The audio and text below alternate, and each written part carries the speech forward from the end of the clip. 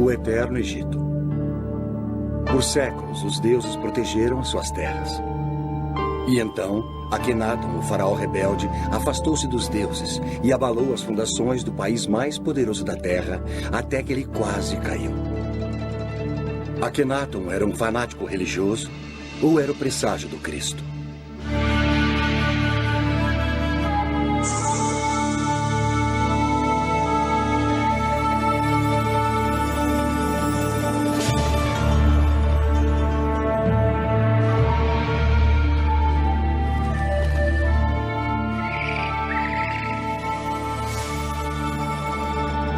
Os grandes egípcios.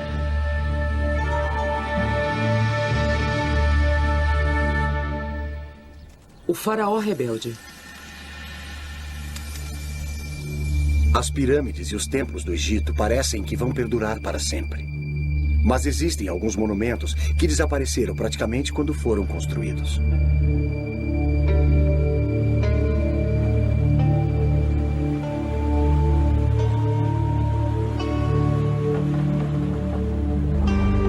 A 322 quilômetros da pirâmide de Gizé está Amarna. Sob suas areias desérticas estão os restos de um dos locais mais enigmáticos do Egito. Coisas estranhas aconteceram aqui há 3.000 anos.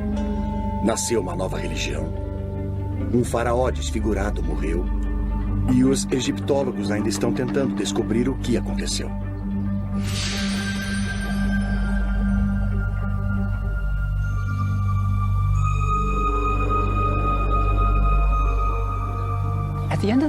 No final do século passado, Sir Flinders Petrie, o fundador da egiptologia moderna, descobriu uma grande cidade perdida no deserto.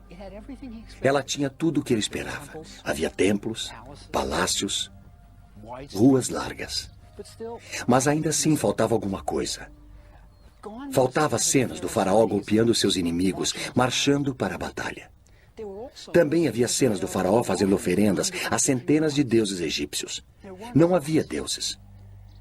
Quando Petrie continuou a escavar, ficou ainda mais chocado.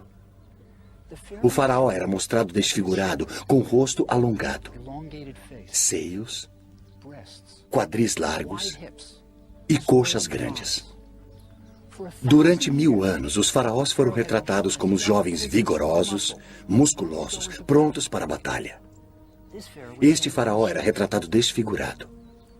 Era quase como se uma criatura de outro planeta tivesse sido deixada no deserto egípcio.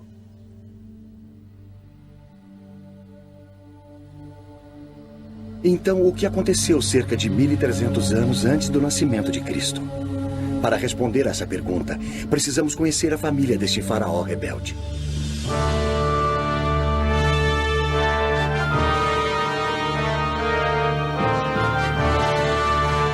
Era a época mais gloriosa do Egito. O Egito nunca tinha sido tão rico, poderoso ou estado mais certo de si. Ao longo de todo o Nilo, artífices construíam grandes templos para homenagear as centenas de deuses. Se agradassem aos deuses, o Egito prosperaria.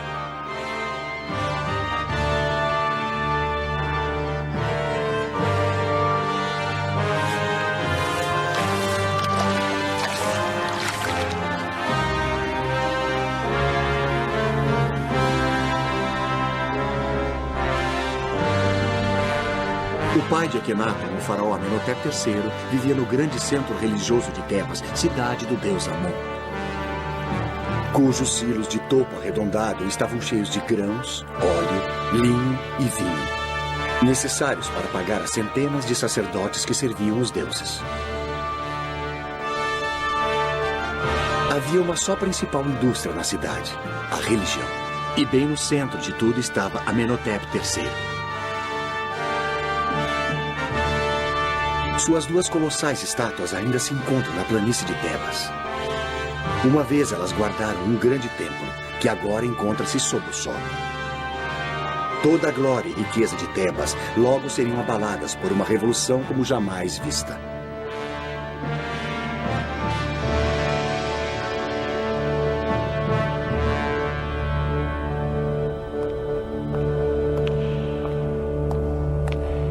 Amenhotep III comandava as coisas durante os anos de glória do Egito. Então não é de surpreender que a maior estátua do Museu do Cairo seja dele, com a sua família. Ali está Amenhotep III, e ali está sua esposa, a Rainha Ti. Eles tinham 6 filhos, e o importante era como as crianças eram tratadas. 4 eram meninas. Ali está uma delas. A estátua é uma espécie de retrato de família, e todas as 4 filhas receberam títulos importantes. Também havia um filho, Tutmoses. Ele recebeu o título de alto sacerdote de Mênfis. E havia mais um filho chamado Amenhotep, em honra ao pai. Ele não está nesta estátua. Ele não está presente em nenhum registro real. Há um verdadeiro mistério aqui. Por que a família real ignorava completamente o seu filho mais novo? Mesmo durante a sua tenra infância, parecia haver algo de errado. Talvez ele fosse apenas uma criança estranha, com ideias estranhas.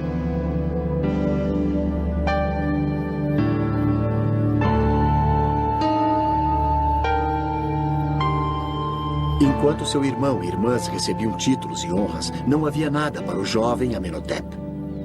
Quando o séquito real ia aos templos para fazer oferendas ao deus Amon e para comemorar os festivais, podemos imaginar o pequeno Amenhotep deixado para trás, sozinho no palácio. Até mesmo o deus Amon rejeitava o garoto.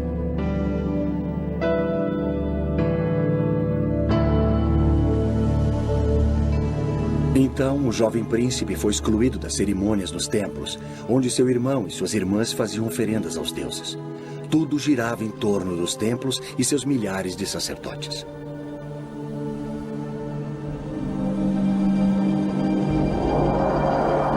Os faraós orgulhosamente inscreviam nas paredes dos templos a quantidade de ouro, prata, gado e terras que davam para os deuses.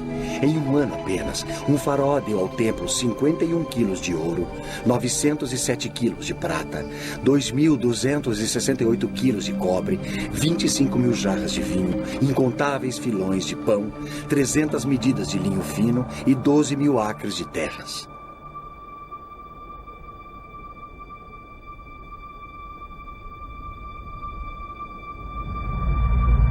Este era um mundo que rejeitava o pequeno garoto, mas as coisas estavam para mudar.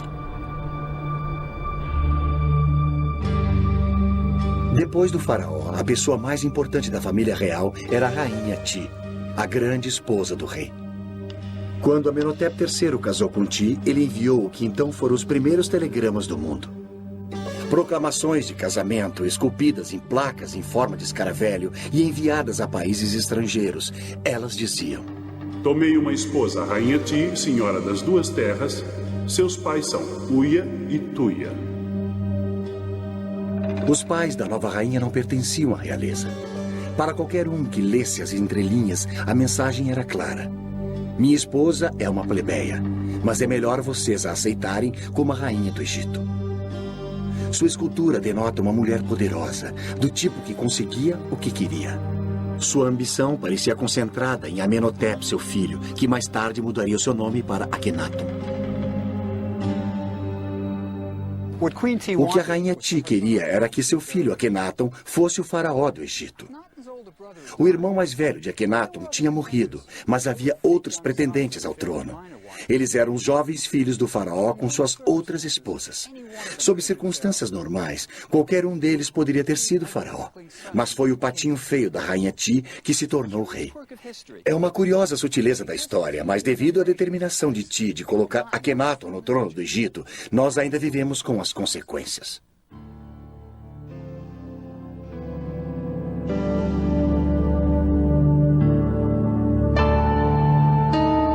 A múmia de Amenhotep III nos dá uma pista de como seu filho Akhenaton se tornou faraó. A múmia revela um homem velho, gordo e careca, com péssima saúde. Os dentes do faraó podem ter sido a causa do período mais estranho de toda a história egípcia. Eles estão em péssimas condições. Amenhotep III pode ter vivido com tamanha dor nos últimos anos de sua vida, que pode ter sido difícil ele executar os seus deveres de faraó. Tanto os plebeus como os reis eram vítimas de sua dieta.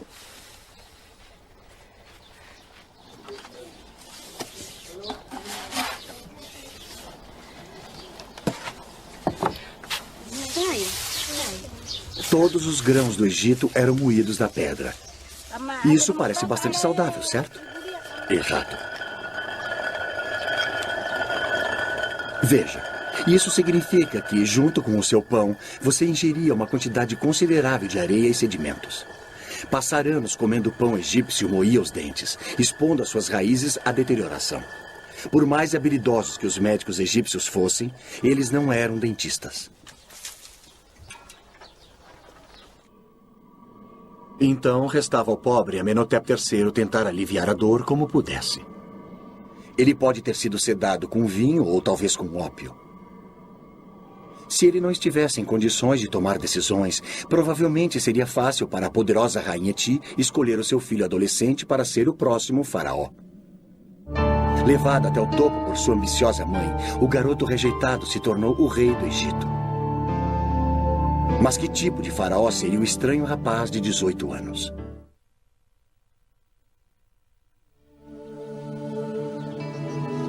O nível de singularidade do novo faraó ficou claro nos primeiros anos do reinado de Akhenaton, quando ele começou a construir o seu próprio templo em Karnak, o centro religioso de Tebas.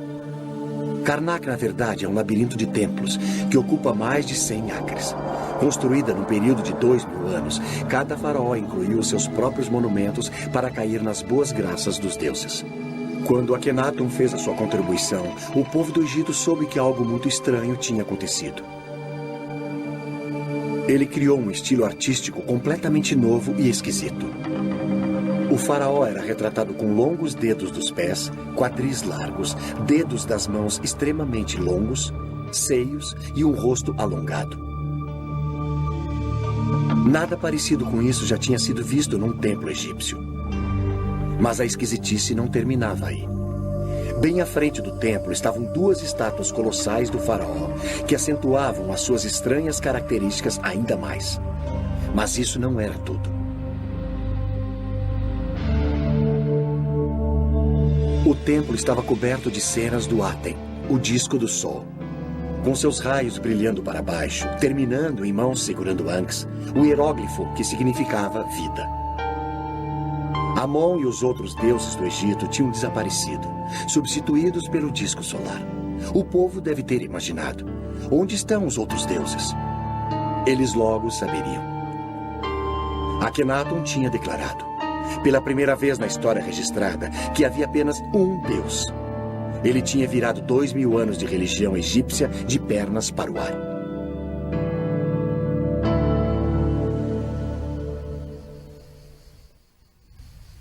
No início deste século, escavadores encontraram uma grande quantidade de blocos esculpidos que tinham sido reutilizados como enchimento na construção de um projeto de um faraó posterior. Esses blocos tornaram-se conhecidos por Talot, derivado do número arábico moderno 3, pois todos os blocos mediam cerca de 3 palmos. Com o passar dos anos, os escavadores encontraram mais de 40 mil blocos, mas faltavam tantos pedaços que ninguém conseguia reconstruir os templos. Os blocos foram mantidos guardados para o dia em que aparecesse alguém que pudesse dar algum sentido a eles. Em 1965, Ray Winfield Smith, um homem de negócios norte-americano, concebeu o plano de criar em papel o que não pôde ser montado em pedra. 0127-14606. Sua ideia era fotografar todo e cada bloco, mesmo aqueles que foram parar nas coleções particulares e nos museus em todo o mundo. As fotografias se tornaram peças de um quebra-cabeças gigante. E com a ajuda de um computador, a equipe de Smith reconstruiu os templos no papel. Primeiro, eles numeraram cada bloco. Depois, o número e a descrição de cada bloco foi colocado no computador. Em 1965, isso era altíssima tecnologia. Se um pedaço tivesse a cabeça de um faraó, olhando para a esquerda e terminando no pescoço, o computador procurava pelos blocos que tivessem o corpo de um rei que começasse no pescoço. Quando o computador encontrou os blocos que eram possíveis combinações, Smith pegava as fotografias e as juntava para ver se encaixavam. Quando faltava um bloco, um artista completava a cena que faltava. O projeto continuou por 6 anos. A reconstrução feita pelo computador ajudou os egiptólogos a descobrirem o que estava acontecendo. O garoto que fora posto de lado agora estava no comando. Como faraó, Akhenaton não podia mais ser excluído dos festivais religiosos. E havia muitos deles. Durante o festival de Opet, as estátuas dos 3 principais deuses de Tebas, Amon, Mut e Ansu, eram carregadas do templo de Karnak até o templo de Luxor. A ocasião requeria muitos dias de danças, cantoria e festas. Eu frequentemente imagino por que Akhenaton mudou tudo. Ele era o rei do Egito, por que balançar o barco? Mas se estivermos certos a respeito dele ser uma criança rejeitada, isso explicaria tudo. Ele era como a Cinderela. Quando seu irmão e irmãs iam aos festivais religiosos, ele era deixado em casa. E vejam o que ele estava perdendo. O maior espetáculo da Terra.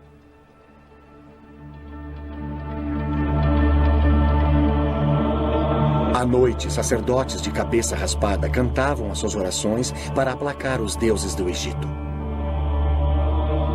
Eu sou o pai dos pais, a mãe das mães e o touro dos 7 seres celestiais. Eu abro a minha boca para falar em meio ao silêncio. Os homens devem ter um caminho por onde trilhar.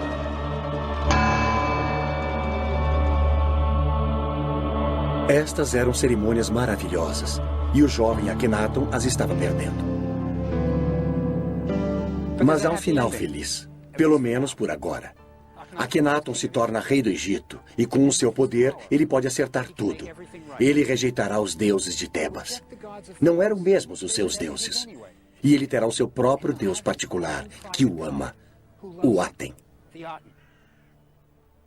E ele abraçará sua nova religião e o seu novo Deus, e deixará Tebas, e todo o seu sofrimento da infância. Ele fundará um novo mundo. A única questão é, onde?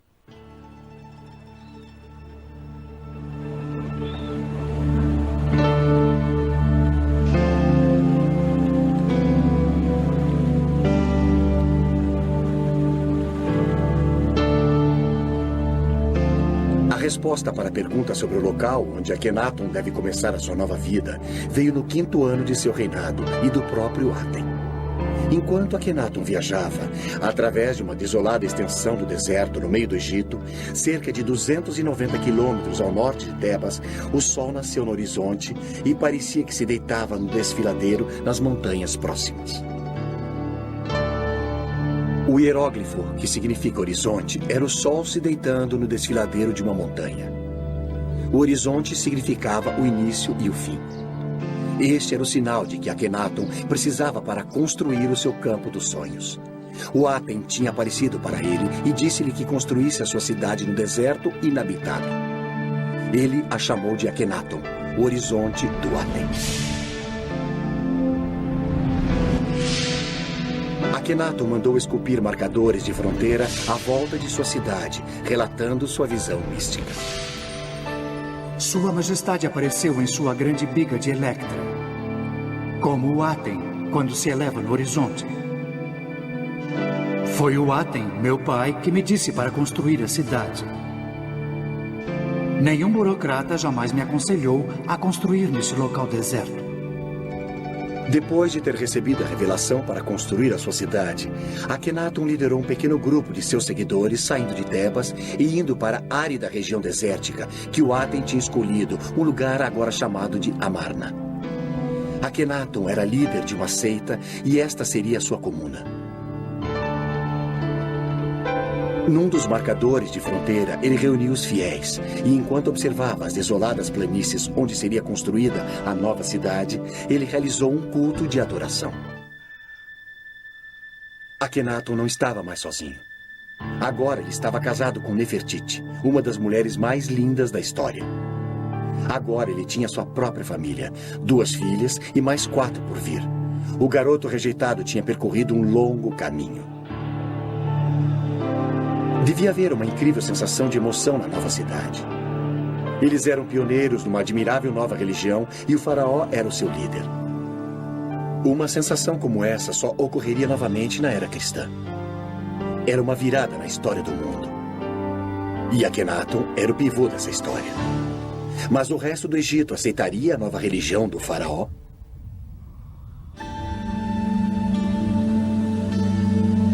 As mudanças do faraó rebelde causaram uma grande revolução. E um homem que realmente foi pego no meio da revolução religiosa foi Ramosa, o prefeito de Tebas. Ramosa tinha completado 2 paredes de sua tumba, retratando a ele, sua linda esposa e a família, no velho estilo tradicional. Todos estavam perfeitos, com cada mecha em seu devido lugar, da maneira que eles queriam por toda a eternidade. E então Akhenaton mudou tudo.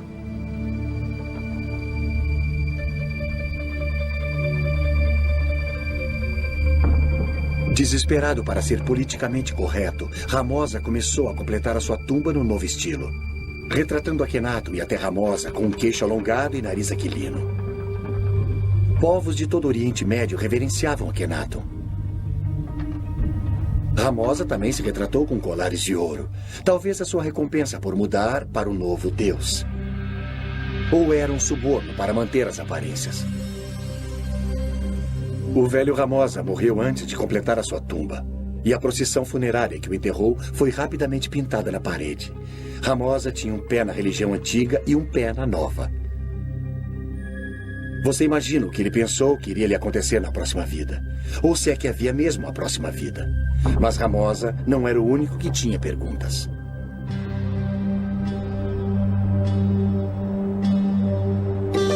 A mesma pergunta estava sendo feita pelos sacerdotes. O que será de nós? Se existe apenas um Deus, o Aten, o que acontecerá aos grandiosos templos de Amon em Tebas? Se o faraó não acredita mais nos deuses, o que acontecerá aos milhares de sacerdotes? O poderoso clero de Tebas estava enfurecido com Akhenaton.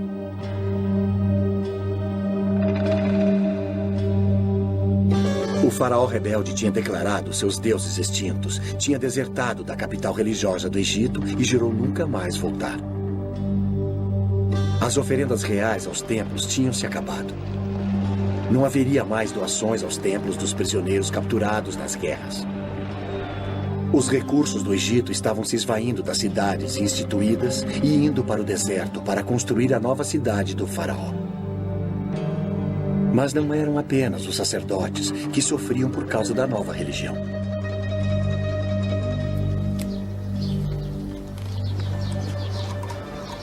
Pense em todas as indústrias que dependiam da velha religião. Os egípcios usavam amuletos, pequenas imagens dos deuses como proteção. Não mais.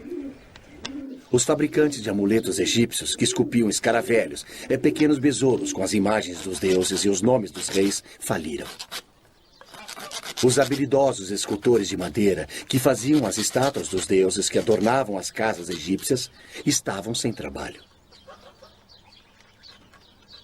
O que Akhenaton estava fazendo? Este é o livro dos mortos. Olha aqui. Lá está o falecido. Você pode ver o que ele está segurando na mão? É o seu coração. O coração era muito importante para os egípcios. Eles acreditavam que se pensava com o coração. E isso até que faz sentido. Quando você fica emocionado, é o seu coração que bate rápido, não o seu cérebro. É por isso que no Dia dos Namorados você dá corações de chocolate e não cérebros de chocolate. E olha aqui, estes 4 deuses, eles estão protegendo os órgãos internos do falecido. Veja, os egípcios eram ressurrecionistas. Eles acreditavam que o seu corpo literalmente se levantaria e funcionaria novamente na próxima vida. Então, você tinha de ter um corpo completo, incluindo seus órgãos internos. E a viagem até o próximo mundo? Ela seria feita de barco. Agora, se você olhar aqui no final do Livro dos Mortos, ele até vem com remos mágicos para a viagem. De certo modo, este é o mapa para ir ao próximo mundo. Mas Akhenaton estava jogando fora todos os mapas velhos. Ele estava escrevendo o seu próprio mapa.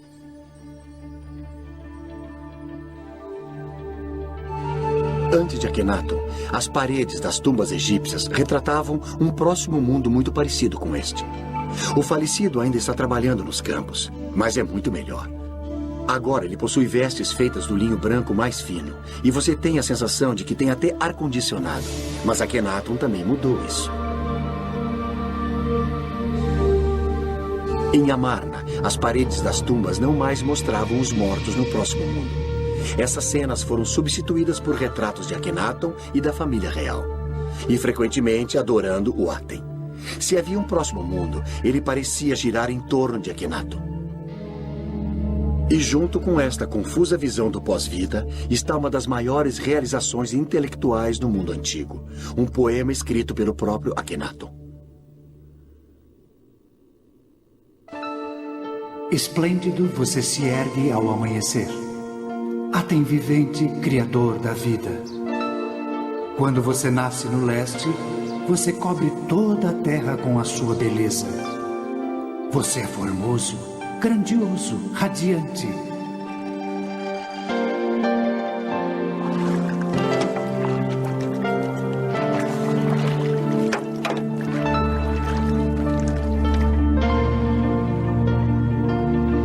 Quando você se põe no oeste, a terra fica na escuridão, como na morte.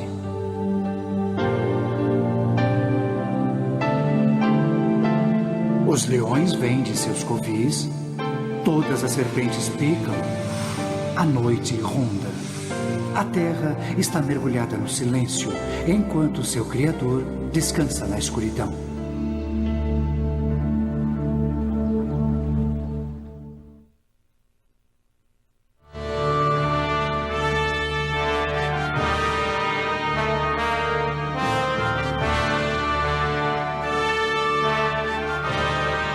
A religião não foi a única coisa que Akhenaton mudou. 1000 anos de arte foram jogados fora. Antes de Akhenaton, a arte egípcia mal tinha mudado com o passar dos séculos. Nós estamos acostumados com mudanças de estilo artístico quase todo ano.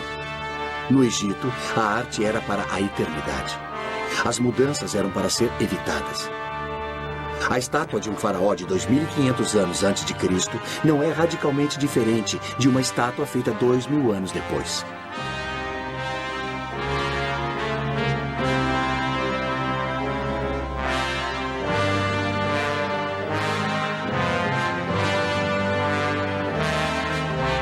Nada mais de corpos musculosos idealizados. Akhenaton é mostrado com suas verrugas e tudo mais. O slogan da era de Akhenaton era Vivendo na Verdade. Se o faraó fosse deformado, que fosse mostrado dessa maneira. Nem mesmo a linda Nefertiti estava isenta da nova política da verdade na arte. O famoso busto de Nefertiti é um símbolo de beleza em todo o mundo. Mas enquanto amadurecida, até ela foi retratada com uma má postura e um corpo envelhecido.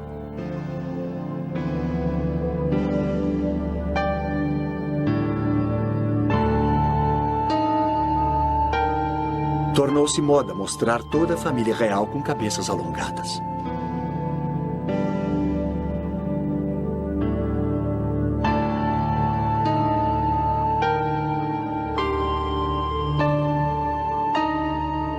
A nova arte não era libertadora apenas para Akhenaton, mas dava aos artistas de Amarna uma nova liberdade.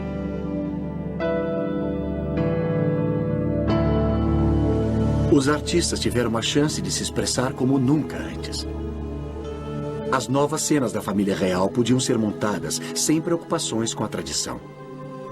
Eles eram mostrados de maneira informal, se beijando e se tocando, fazendo refeições juntos. Nunca havia sido permitido ver a vida privada de um faraó no Antigo Egito.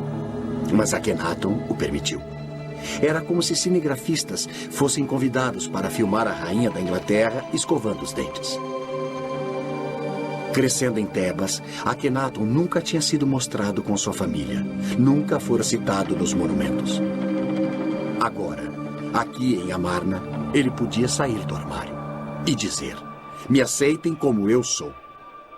Pela primeira vez em sua vida, Akhenaton podia ser ele mesmo.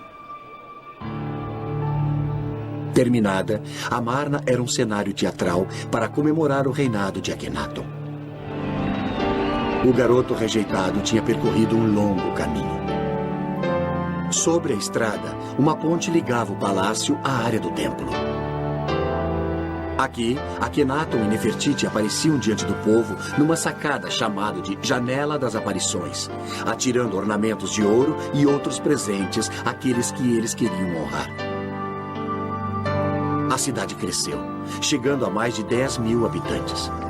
Havia barqueiros, burocratas, mercadores, artesãos, sacerdotes e suas famílias.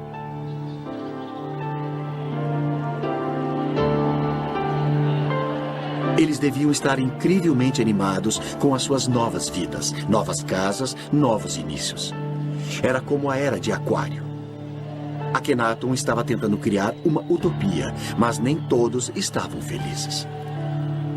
O faraó divertia-se no calor do sol, mas alguns enviados estrangeiros que foram à sua corte voltaram para casa com queimaduras causadas pelo sol. Um rei da Síria escreveu a Akhenaton: "Por que os meus mensageiros têm de ficar sob o sol escaldante? Eles irão morrer ao sol. Se faz bem ao rei ficar ao sol, que ele fique lá e morra ao sol."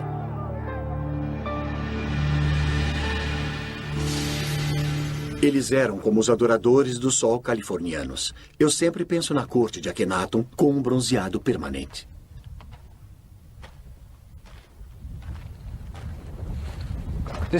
Foi ali que tudo aconteceu. Akhenaton realmente andou por esta rua, e um de seus seguidores viveu nesta casa. Akhenaton provavelmente o recompensou com presentes de ouro. Ele queria que seus seguidores ficassem felizes. Veja, Akhenaton era como um filho de hippies dos anos 60. Ele queria que todos fossem felizes, que tudo fosse lindo, que todos amassem uns aos outros. Infelizmente, o mundo não funciona assim. Akhenaton tinha ficado isolado por tempo demais. Ele não entendia as pessoas. Ele tinha criado uma religião linda e idealista, muito adiante de seu tempo. Mas o povo simplesmente não entendeu. Eles estavam acostumados aos deuses que podiam ver, esculpidos na rocha. Deuses com lindos corpos de homens e mulheres e cabeças de animais.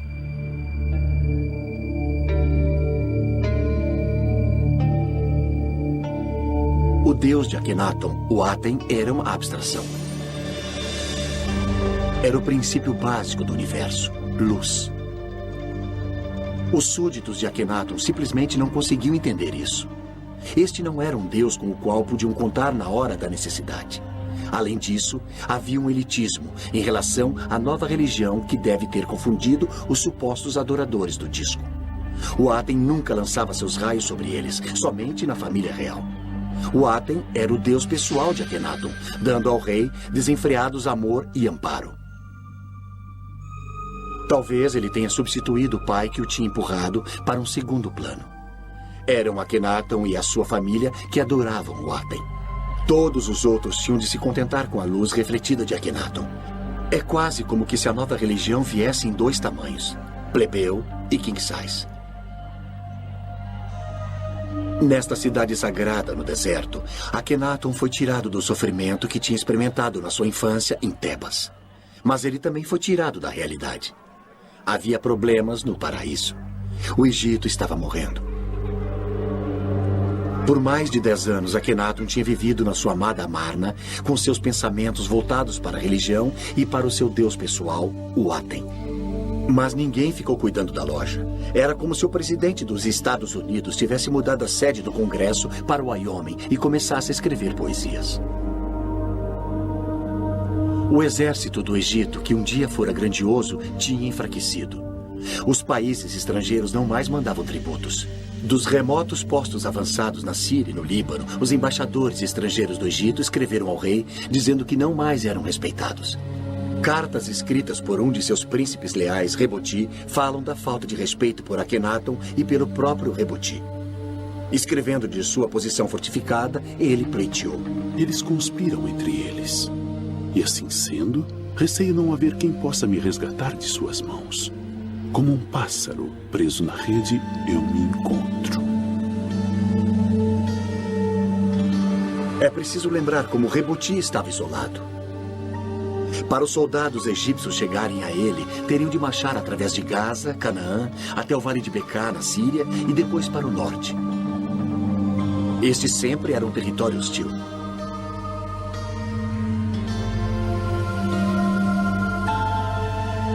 Hoje, ainda se pode ver fortes dos cruzados, construídos 2000 anos depois, remanescentes das batalhas medievais travadas lá. Era dali que Reboti estava escrevendo. Se o exército egípcio não o salvasse, ninguém o salvaria. Reboti escreveu repetidas vezes, falando a Akhenaton sobre a posição enfraquecida dos egípcios e pedindo reforços. Sua última carta não foi respondida. A dominação egípcia sobre o Oriente Próximo tinha lhe escapado, e Akhenaton parecia não saber ou não se importar.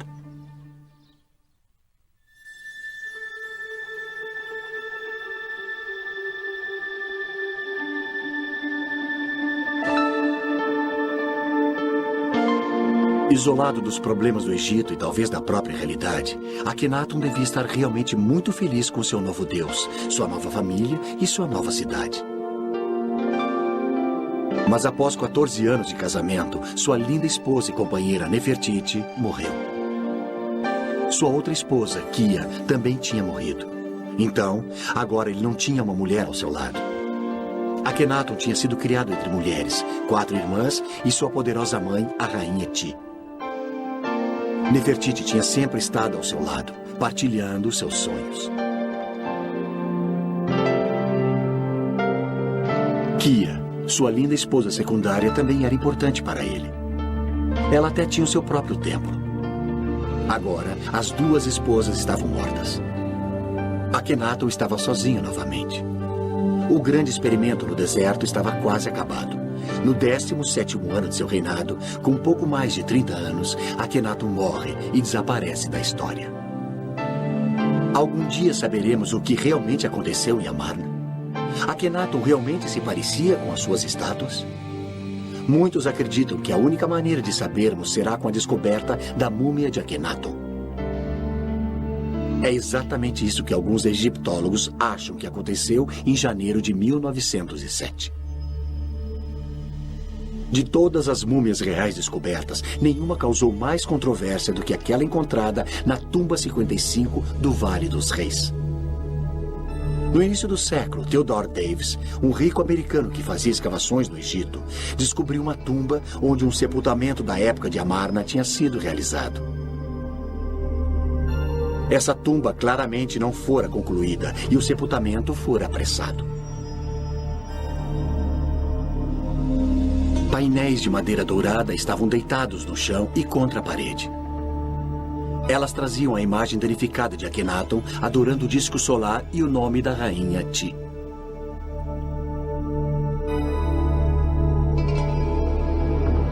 Em um nicho estavam 4 lindos potes de alabastro que guardavam os órgãos internos da múmia. Deitado no chão, um lindo caixão, porém muito danificado, feito de milhares de incrustações e pedras semipreciosas na forma de asas protetoras.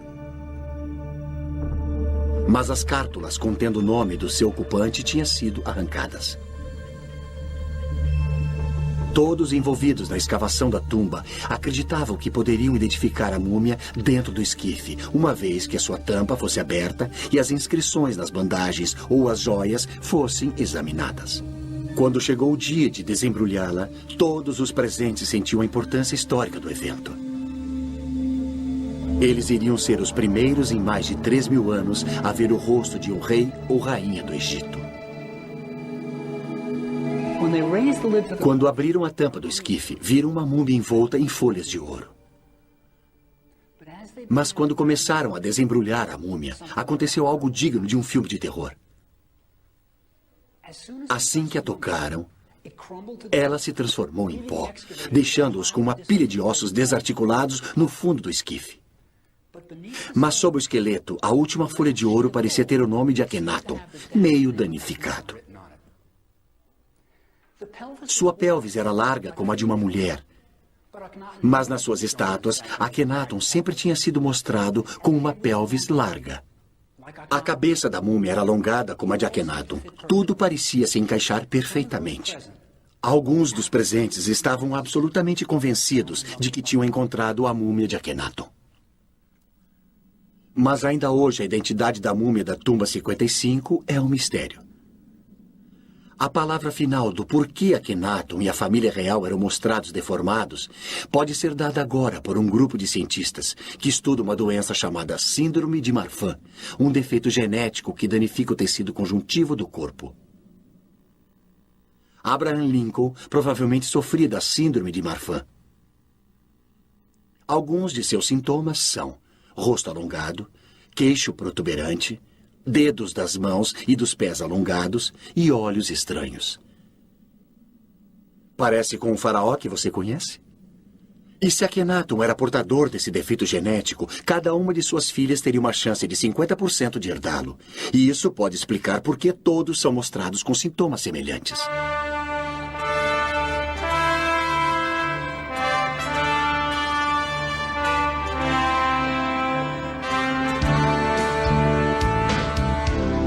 Fiquei extasiado ao descobrir que na minha própria cidade estavam realizando pesquisas sobre a síndrome de Marfan no New York Hospital.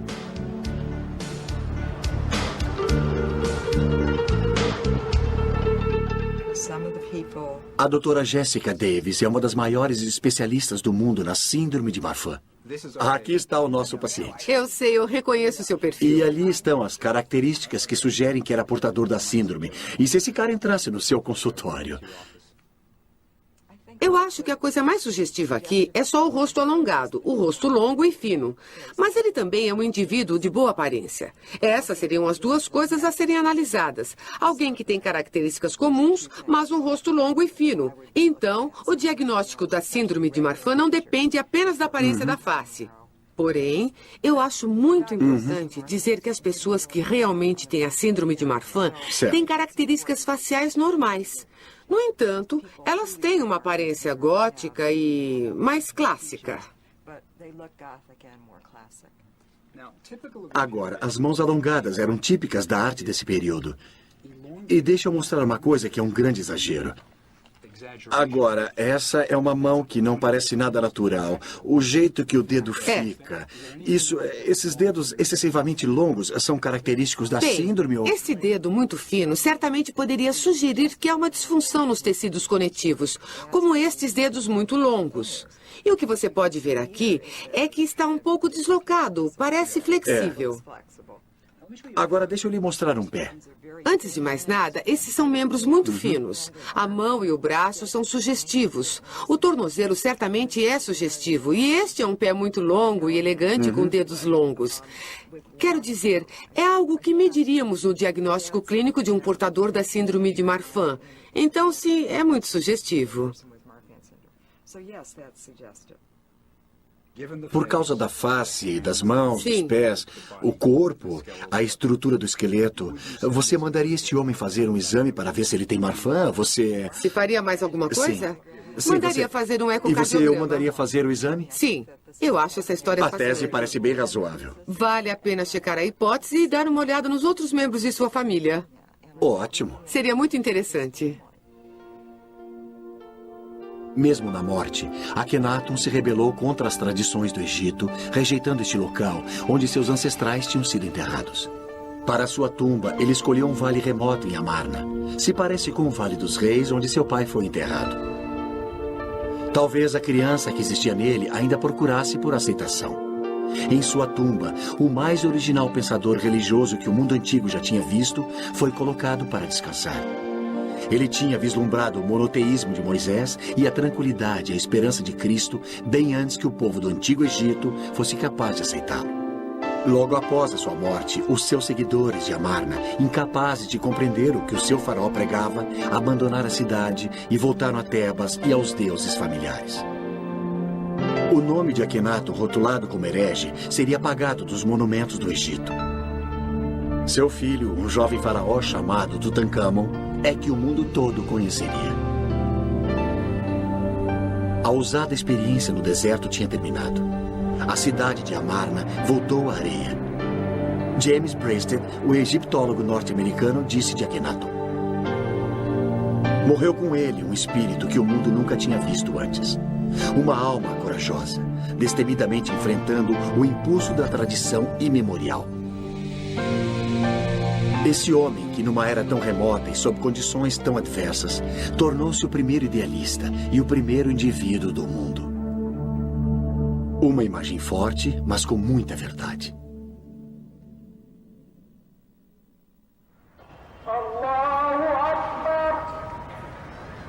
Há 3.000 anos, Akhenaton, o faraó rebelde, insultou os habitantes do Vale do Nilo, pregando a existência de um único Deus. Mas menos de 100 anos após a morte de Akhenaton, Moisés pregaria um só Deus, o monoteísmo nas margens do Nilo aos israelitas. Hoje, milhares de egípcios ouvem os muezins e mesquitas afirmarem que existe um Deus apenas, e Alá é o seu nome. A ideia de um Deus único, uma vez a crença radical de um herege isolado, agora é adotada por muçulmanos, cristãos e judeus em todo o mundo. A visão de Akhenaton continua a viver.